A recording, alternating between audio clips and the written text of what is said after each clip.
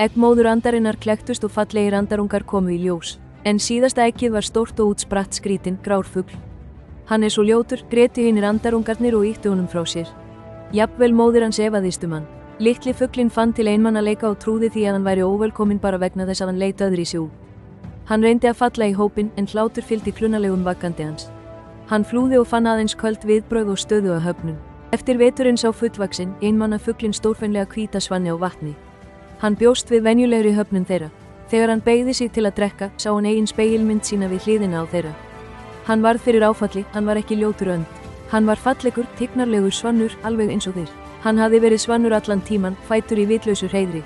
Höfnun hans snerist ekki að vera ljótur, heldur að vera misskilinn. Hann átti ekki að vera önd, heldur svannur. Höfnun lífsins stafar oft af því að aðrir sjá ekki þitt sanna sjálf. Ekki leyfa neinum að skilgreina þig. Trúðu á þinn einstakka tilgang. Gerast áskrifandi að nafnrásar fyrir fleiri góðsagnakendar sögur.